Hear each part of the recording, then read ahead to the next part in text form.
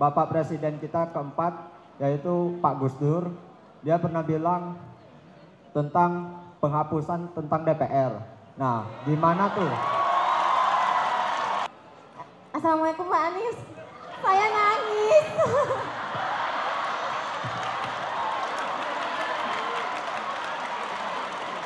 Jangan hanya saya cuma jadi mahasiswa, tugas saya cuma ke kelas untuk kuliah. Itu namanya monorol. Tugas hanya satu. Kalau Anda tidak membiasakan punya banyak tugas, besok-besok setelah Anda lewat masa kuliah, Anda keteteran menghadapi. Jangan libatkan keluarga di dalam aktivitas pemerintahan.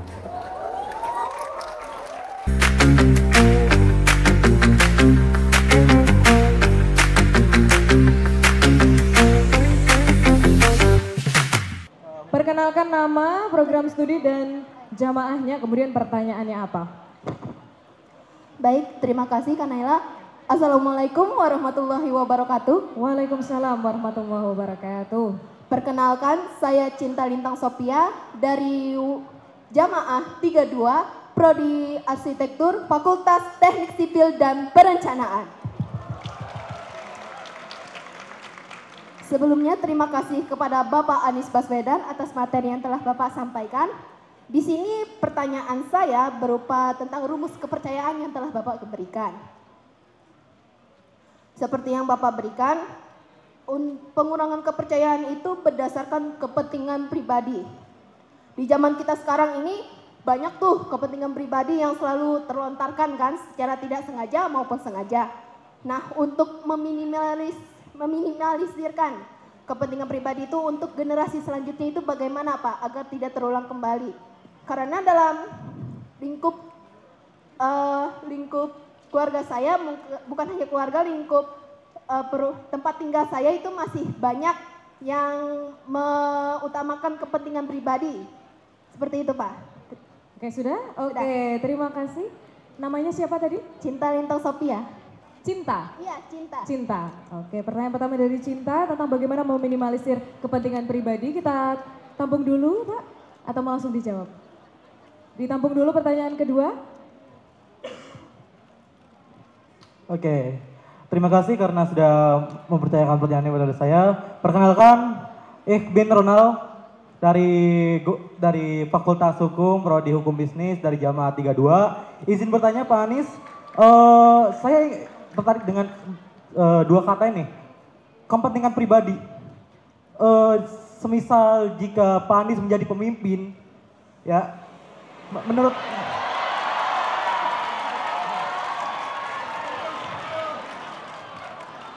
langkah apa yang akan dilakukan Pak Anies untuk menghilangkan kata kepentingan pribadi ini dari diri Pak Anies sendiri, agar tidak merugikan masyarakat lain atau kelompok lain. Sekian. Baik, terima kasih. Namanya siapa tadi? Raffi Ronald Hidayat. Panggilannya? Ronald. Ronald. Terima kasih Ronald. Bismillahirrahmanirrahim. Assalamualaikum warahmatullahi wabarakatuh. Halo semuanya, sebelumnya perkenalkan saya Najma Sakiba dari Program Studi Teknik Industri, Fakultas Teknologi Industri. Sebelumnya di sini saya ingin mengucapkan terima kasih banyak atas materinya Pak Anies karena super insightful. Di sini saya mempunyai dua pertanyaan yang sudah saya siapkan.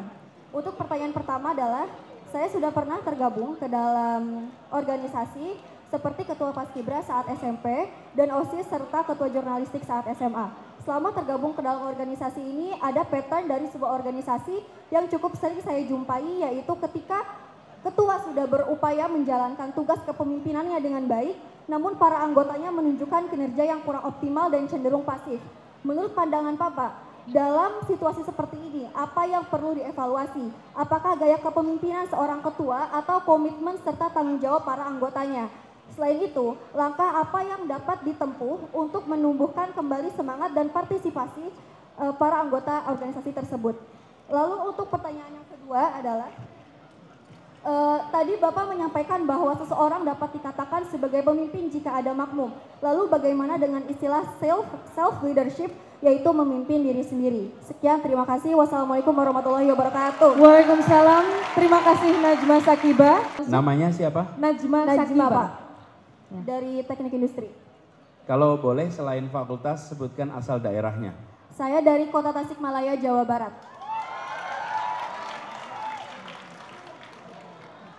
Selanjutnya. Assalamualaikum warahmatullahi wabarakatuh. Waalaikumsalam warahmatullahi wabarakatuh. Perkenalkan, nama saya Ariel Akbar AF dari Palembang, Sumatera Selatan. Jurusan FTSP Prodi Teknik Sipil. Izin bertanya kepada Bapak Anies, ini sedikit menyimpang dari materi yang Bapak sampaikan. Saya pernah melihat statement dari Bapak Presiden kita keempat, yaitu Pak Gus Dur. Dia pernah bilang tentang penghapusan tentang DPR. Nah, gimana tuh? Jadi yang ingin saya tanyakan kepada Bapak Anies, pandangan Bapak mengenai statement Presiden keempat kita Pak Gus Dur itu apa tuh? Apakah worth it ataukah ada planning lain yang bisa dialihkan atau ada sesuatu yang opini bisa ya dijelaskan lagi lah ke mahasiswa-mahasiswa ini, jadi nggak ada lagi kayak apa tuh? Kebingungan, ya. Kebingungan di antara kita ini. Oke. Jadi itu aja sih Pak Anies. Siap. Terima kasih. Panggilannya siapa namanya? Namanya? Nama saya Ariel. Ariel. Ya. Ariel, tentang Oke. penghapusan DPR. Oke. Ya. Tadi yang oke sudah cukup? Oke, cukup. Oke, yang tadi yang belakangnya pas tadi. Iya, langsung saja. Ini yang terakhir untuk yang di tengah. Habis ini saya akan berpindah. Assalamualaikum Pak Anies. Saya nangis.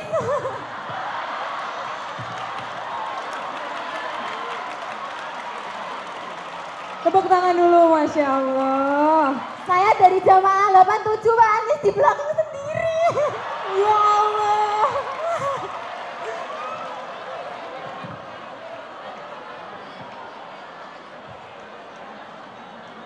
Oke. Pak Anies, nama saya Nelsa Sintianingsi. Nam- Saya dari Fakultas FPSB. Panggilannya siapa? Nelsa, Caca Pak, nggak apa-apa. Caca, oke Caca. Saya dari Prodi Hubungan Internasional dari Bantul Pak, Yogyakarta. Caca, kenapa kamu nangis? Saya diserobot terus. Diserobot, Pak. Nggak Takut apa-apa. nggak ini Pak, takut nggak bisa tanya. Sini, kamu ke depan sini. Halo Pak. Ayo, apa? Tanyanya apa? Bentar Bapak. Saya gemeter banget Bapak. Di sini alhamdulillah bisa bertanya langsung kepada Bapak Anies. Bapak, ini kan Bapak tadi membicarakan soal amanah dan kepercayaan ya Bapak. Ya. Banyak Bapak yang percaya sama Bapak. Di sini saya yakin. Kenapa Bapak? Semua pemimpin tuh membicarakan soal amanah dan kepercayaan, tapi praktiknya tuh selalu berbeda. Seperti kampanye-kampanye. Lalu Bapak, ukuran apa, ukuran nyata apa yang bisa ditunjukkan seseorang pemimpin agar rakyat itu percaya bahwa ucapan dan tindakan yang dijanjikan itu selaras Bapak, tidak hanya strategi politik Bapak, jadi benar-benar tulus. Begitu Bapak. Terima kasih Bapak. Oh ya Bapak, satu kali lagi. Tadi kan ada ini Bapak bilang bahwa pemimpin itu harus punya kedekatan dengan rakyatnya ya Bapak. Nanti kita selfie ya Bapak, tolong Bapak. Terima kasih Bapak. Guys, pinjemin HP. Enggak bawa. Pakai punya saya aja, pakai punya saya aja. Silakan.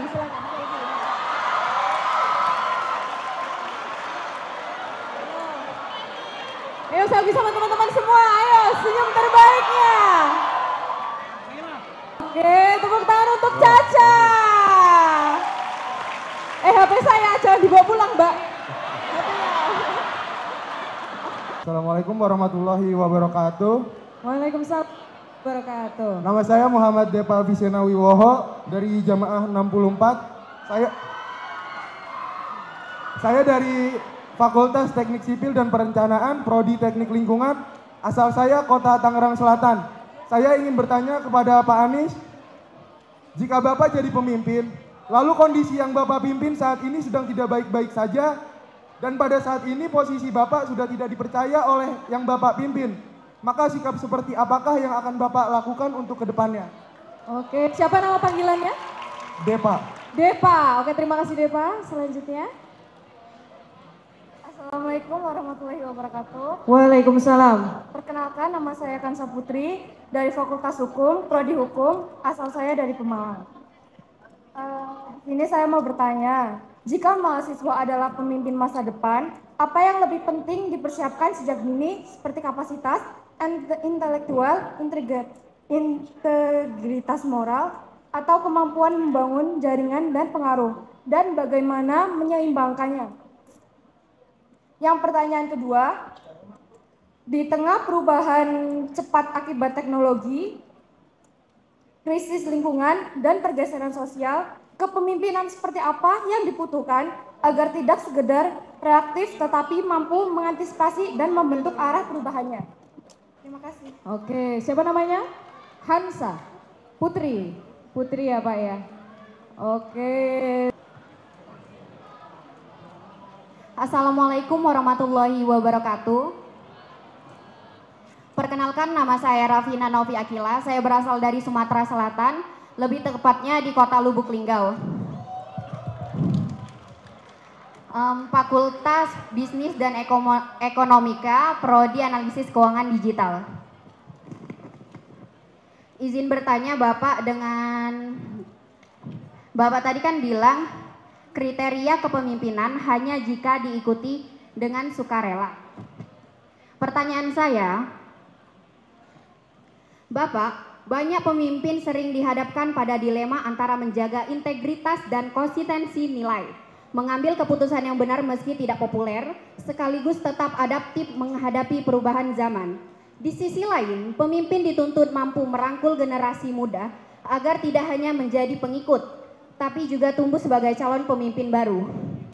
Menurut Bapak, bagaimana seorang pemimpin dapat menyeimbangkan keberanian moral, etika dalam proses kepemimpinan, kemampuan adaptif, serta visi jangka panjang agar kepemimpinannya tetap relevan dan berkelanjutan? Oke. Terima kasih. Rafina. Pak, maaf, saya tadi dari Jamaah 18. Oke, panggilan Kila. Kila. Oke, terima kasih. Oke, cukup ya Pak ya? Ya, Joey, pertanyaannya keren-keren. Bagus nih. Dan gini teman-teman, banyak pertanyaan yang Anda ungkapkan itu pertanyaan yang analitikal, bukan pertanyaan sekedar deskriptif, tapi analitikal. Bagaimana jika menghadapi seperti ini? Bagaimana? Jadi teman-teman, Anda ini kan random ya tadi ya. Kalau random itu mudah-mudahan mewakili populasi ini. Ada pertanyaan-pertanyaan soal kepentingan pribadi. Memang lagi banyak yang punya kepentingan pribadi ya sekarang ya? Oh, apa Anda nggak punya kepentingan pribadi? Nih, coba, Anda punya nggak kepentingan pribadi? Punya. Jadi punya kepentingan pribadi itu boleh apa tidak? Boleh, benar nggak? Boleh. Lalu jadi masalah ketika apa? Nih, kenapa kepentingan pribadi sering jadi masalah? Serakah ya. Kepentingan pribadi itu menjadi bermasalah ketika kepentingan pribadinya berlawanan dengan kepentingan umum. Betul tidak? Kalau kepentingan pribadinya sejalan dengan kepentingan umum, baik-baik saja. Betul tidak teman-teman? Kepentingan pribadi berlawanan dengan kepentingan umum, di situ letak masalah. Kemudian mengejar kepentingan pribadi jadi merugikan kepentingan umum. Tapi kalau sejalan, mengejar kepentingan pribadi sama dengan mengejar kepentingan umum karena sejalan. Itu letak masalah utamanya. Nah, Saya nanti akan jawab soal ini terakhir aja, soal kepentingan pribadi. Terus ada yang tadi tanya soal penghapusan DPR ya. Pembubaran DPR, nanti lah saya bahasnya terakhir aja ini. Ini hot ini soalnya nanti.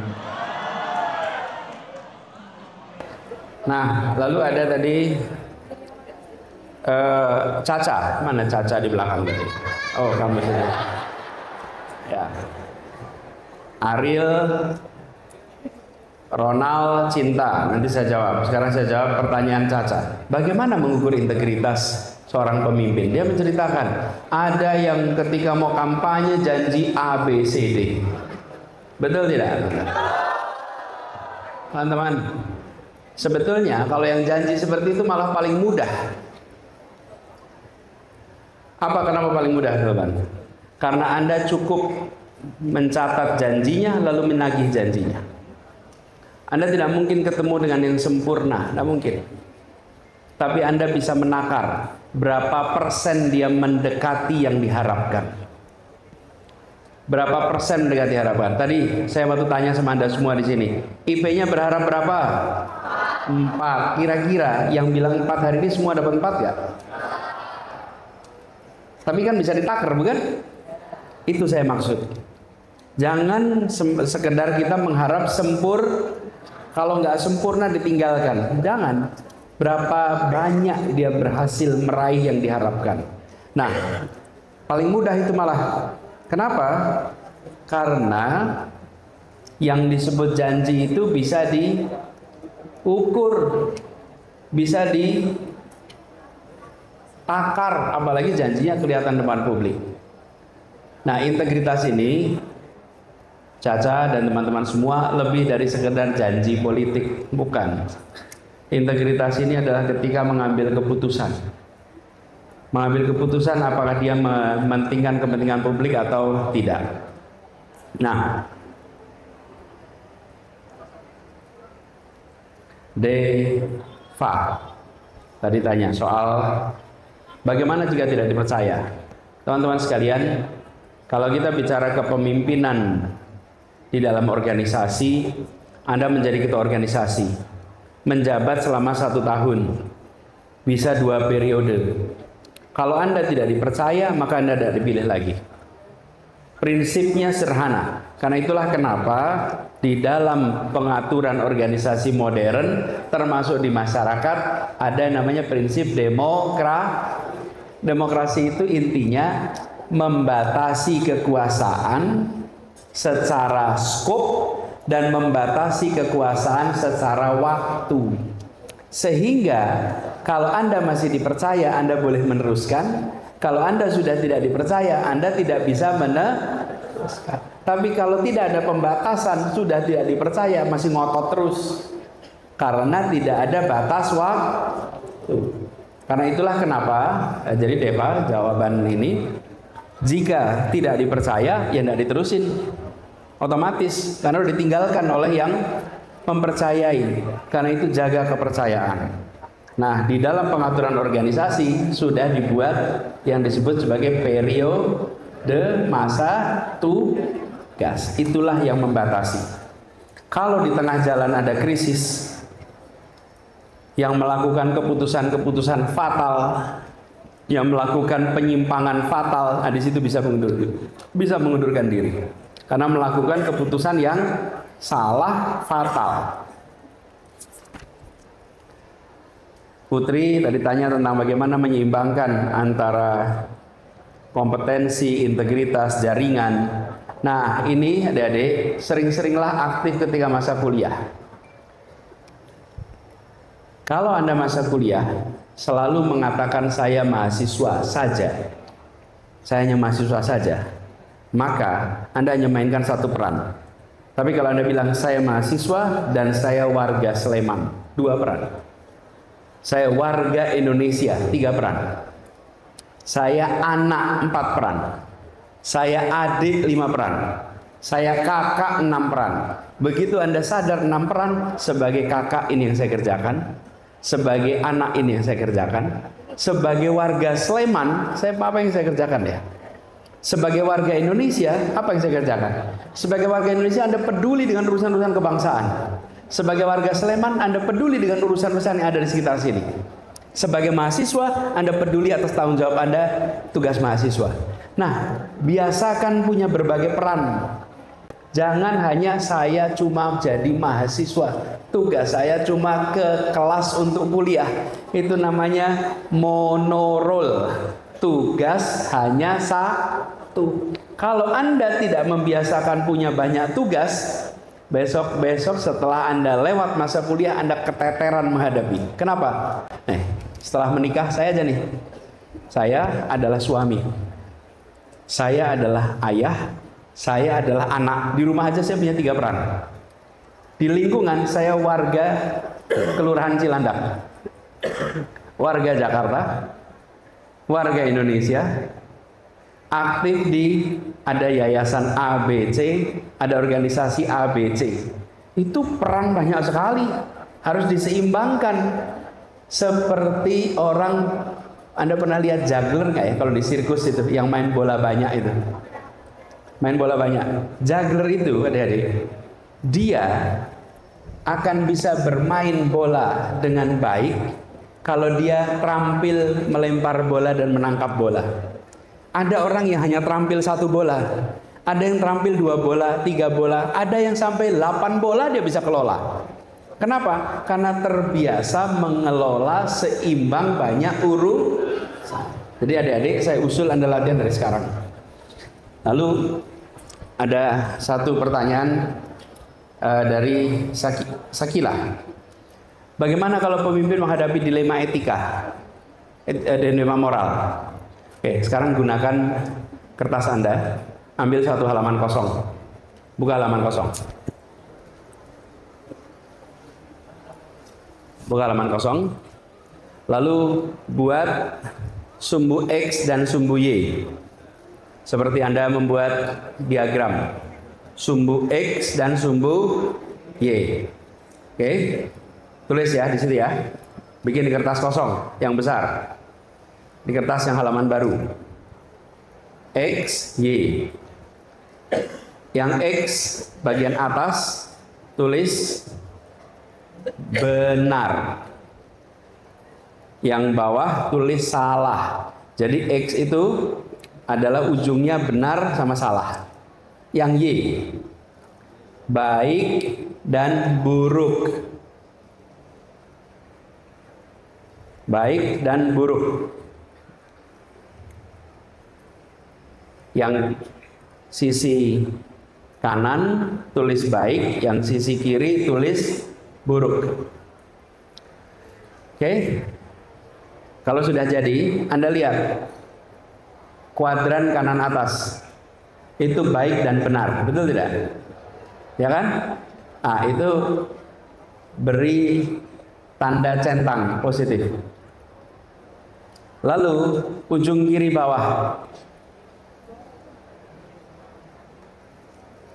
salah dan tidak baik. Nah, itu kasih tanda X.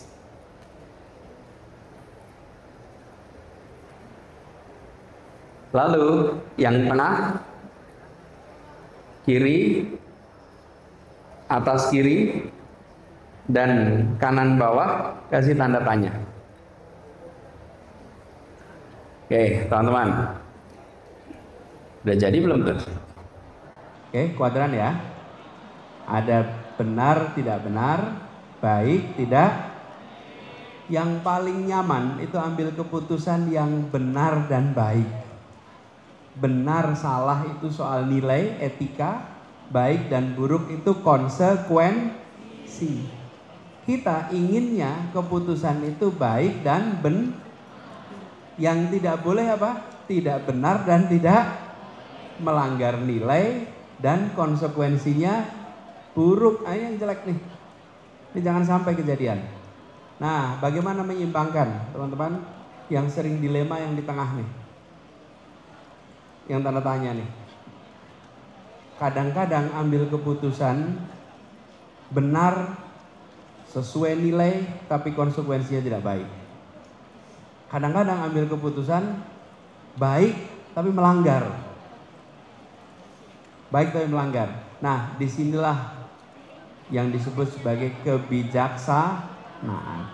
Saya beri contoh adik-adik. Kalau Anda menemukan mobil motor kecelakaan, jalannya satu arah, mau dibawa ke rumah sakit, tapi untuk membawa ke rumah sakit dengan cepat harus melawan arus lalu lintas yang satu arah. Pilihannya ikut aturan lalu lintas, muter jauh baru sampai rumah sakit, itu benar, tapi lama, ada risiko. Atau orangnya dibawa ke rumah sakit cepat tapi melanggar lalu lintas satu arah, pilih mana? Oke, yang satu baik konsekuensinya tapi melanggar aturan. Yang satu sesuai aturan tapi konsekuensinya buruk. Rasakan dilema itu? Di dalam hidup Anda akan selalu ketemu dilema ini. Bukan hanya jadi pemimpin di tingkat nasional, lokal. Hidup Anda pun akan ketemu ini. Jadi adik-adik, kenapa saya minta ditulis? Buat ini jadi pegangan dan renungkan. Yang tidak boleh Anda kerjakan adalah hal yang melanggar dan konsekuensinya buruk. Tapi seringkali kita bergerak di tiga dilema ini. Baik tapi tidak benar, benar tapi tidak baik, itu perdebatan di situ. Tapi kalau benar dan baik, pasti semua setuju, betul tidak adik-adik? Pikirkan ini, renungkan ini adik-adik. Nah, saya mau jawab pertanyaan yang terakhir soal kepentingan pribadi. Kita lihat dulu.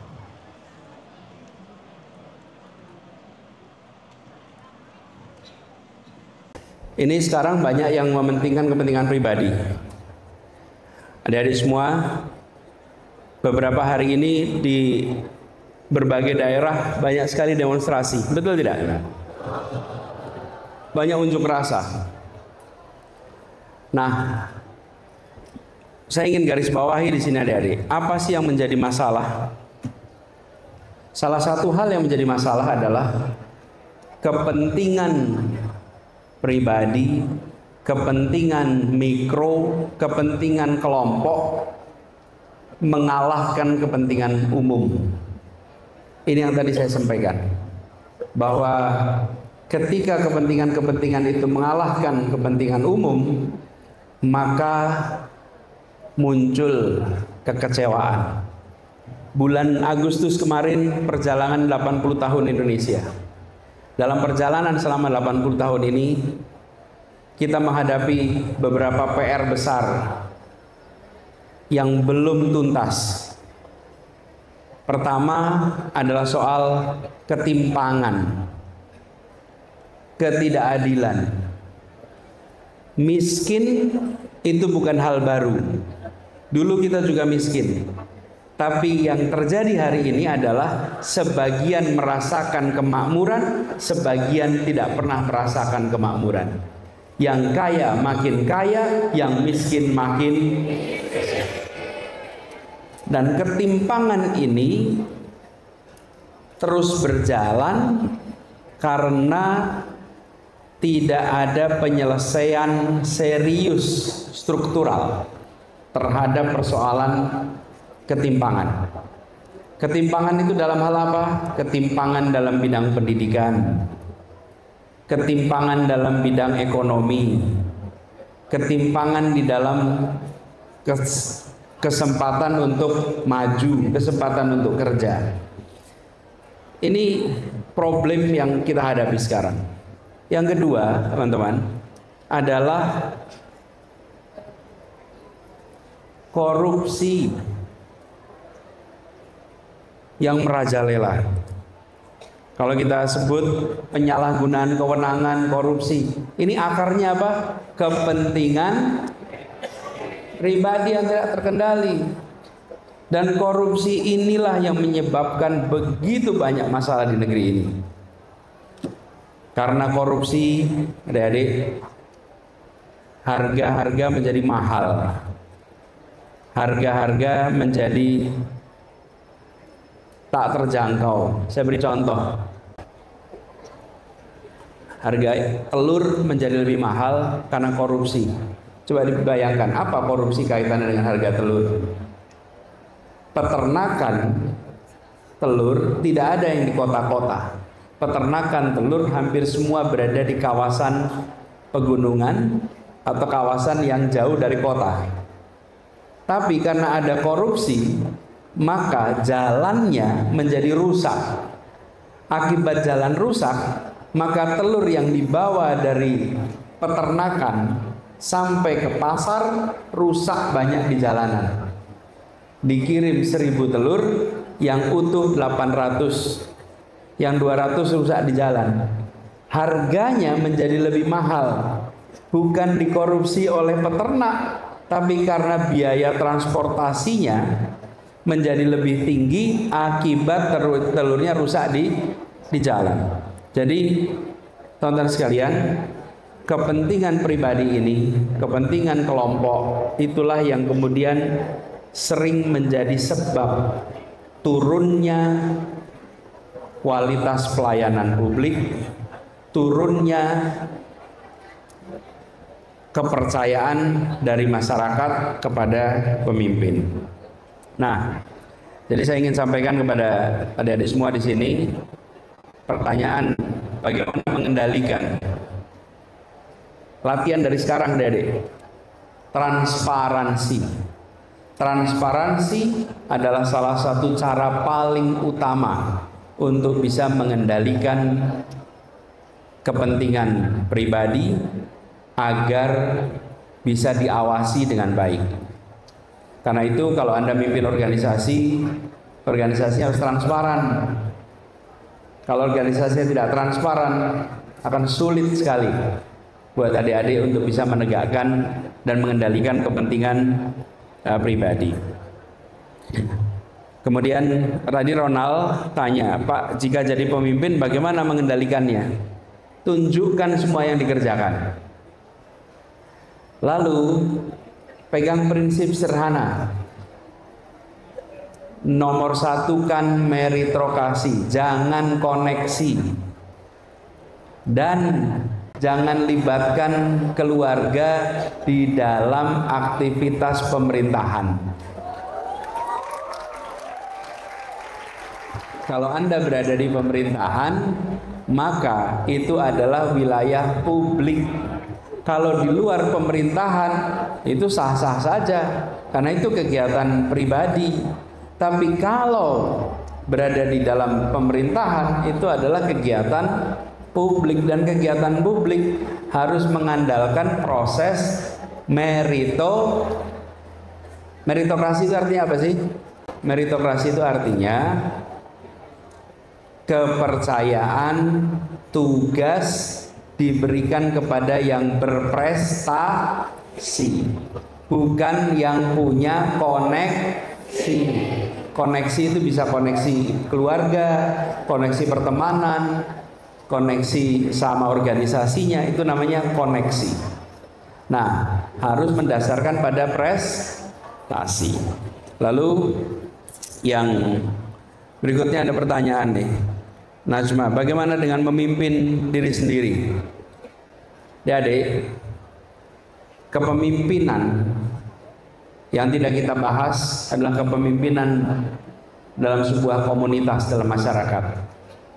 Mengendalikan diri adalah salah satu capaian yang harus Anda kerjakan. Pengendalian diri. Pengendalian diri itu artinya apa sih? Adik, kendalikan waktu, kendalikan energi untuk meraih yang dicita-citakan. Jadi pemimpin yang baik untuk diri sendiri adalah pemimpin yang bisa mengendalikan dirinya. Anda mentargetkan kuliah 4 tahun. Nih, semester 1 apa, semester 2 apa, semester 3 apa. Anda mentargetkan punya pengalaman organisasi, maka kendalikan pengalaman organisasi A, B, C, D sepanjang Anda kuliah.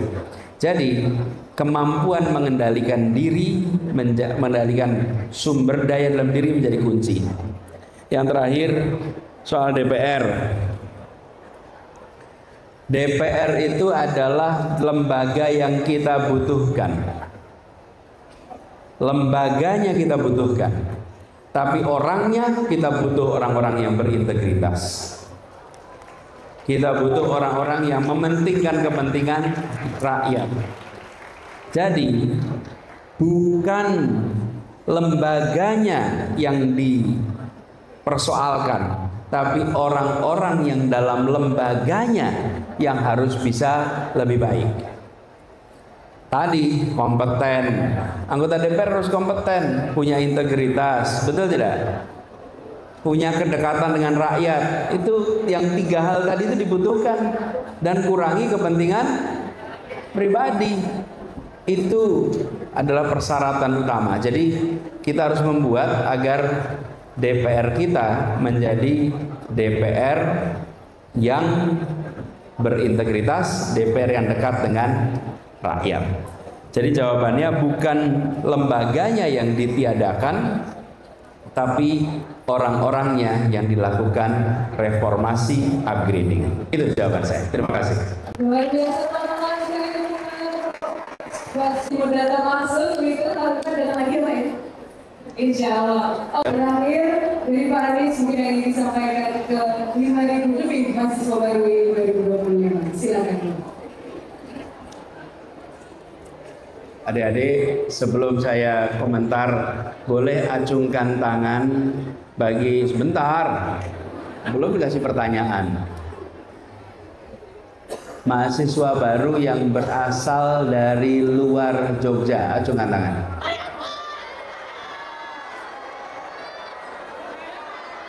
Oh, ini luar Jogja semua nih.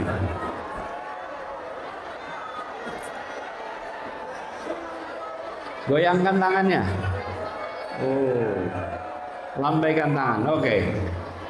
Sekarang mahasiswa yang berasal dari Jogja, acungkan tangan.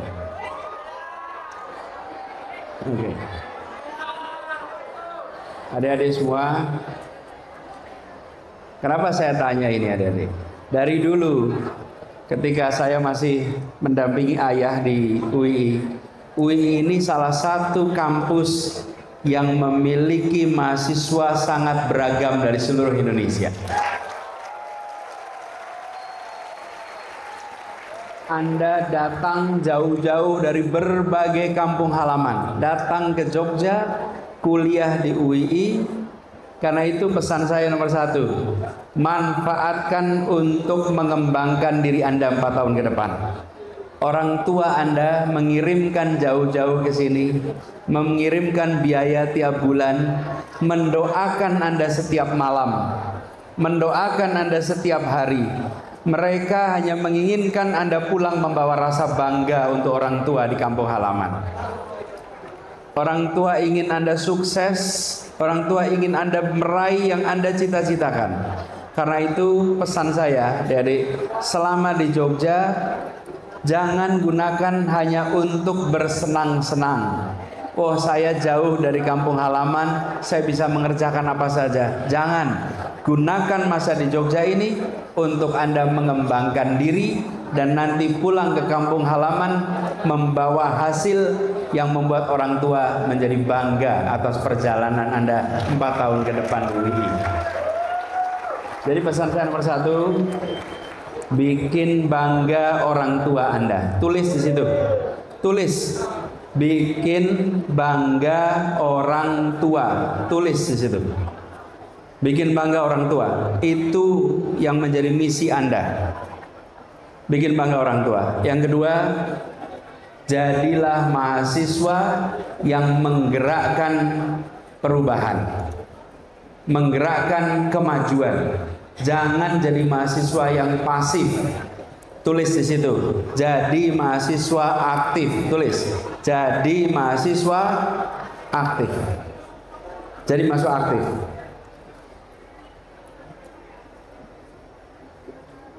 Insya Allah di UI Anda akan bisa mendapatkan potensi untuk berkembang dan nanti kita sama-sama teruskan perjuangan. Indonesia harus lebih baik di masa yang akan datang. Indonesia harus lebih adil di masa yang akan datang. Dan Indonesia harus menjadi tempat di mana kita merasakan kebanggaan jadi warganya. Itu saja pesan dari saya. Titip salam untuk teman-teman, untuk keluarga, khususnya keluarga di kampung halaman. Sampaikan kepada semua bahwa Anda pergi jauh-jauh ke sini, insya Allah untuk membuat masa depan yang lebih baik bagi semuanya. Terima kasih. Assalamualaikum warahmatullahi wabarakatuh.